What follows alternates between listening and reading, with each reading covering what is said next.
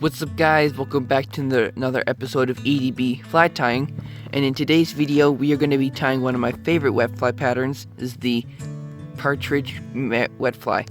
So I have a size 16 wet fly hook with some camel thread and 72 denier, a uni thread I think it is, and we're going to start our thread about an eye length space behind the eye and advance our thread all the way up to the start of the bend of the hook.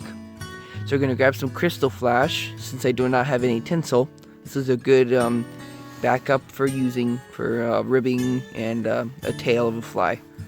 So we're going to capture that, make sure that it goes right on top of the fly instead of on the side of it. So we capture that with a few tight turns and then advance our thread a little bit down the bend of the hook just to get that segmentation of the body and the tail. So you start taking some wraps. This will be a little hot spot for this type of fly. It's really nice. I've caught lots of big trout with this fly, even especially in small streams. So we got a couple turns in there, it's nice and shiny. Now we captured that, and we do not snip it off because this will be the ribbing of our fly. So we advance the crystal flash backwards, and then we tighten that back. So we're going to grab, I believe, these 2 strands of peacock curl. This will be for the body of our fly.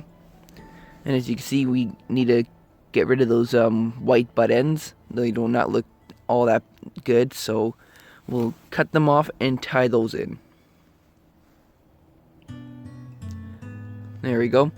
So we're gonna do 2 nice tight turns and then advance our thread back and then forward just to clean up the body like so.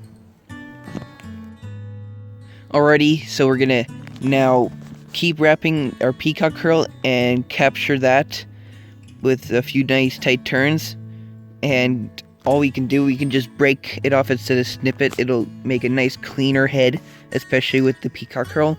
Might leave some butt ends. So now we're going to grab our crystal flash and counter wrap it, and this will give it a nice beautiful ribbing for our body. And go do a nice few tight turns and then snip the rest of it off.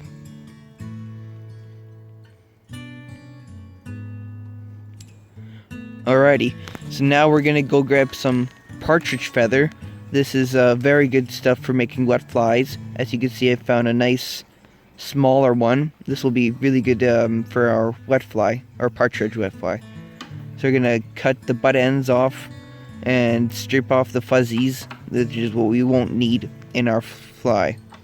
So we're gonna grab our hackle pliers, which in case I did not use. But one important thing you need to have is to have your partridge feather, its concave side, on the inside of the fly. This way it'll actually wrap with the body, not against the body.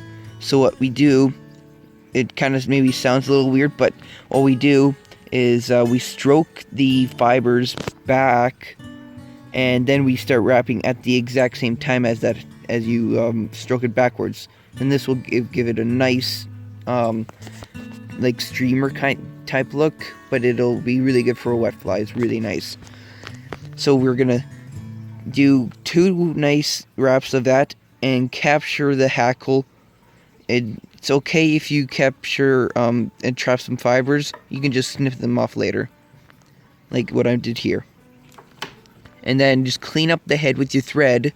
This will allow it to have a nice even head, and it'll keep the fibers more back as you swing it downstream. Now we're going to do a 5 to 6 turn whip finish and just break off the thread. And there you have it, my version of a partridge caddis. Hope you guys enjoyed the video. If you did, like the videos and subscribe if you want more, and we'll see you guys on the next one.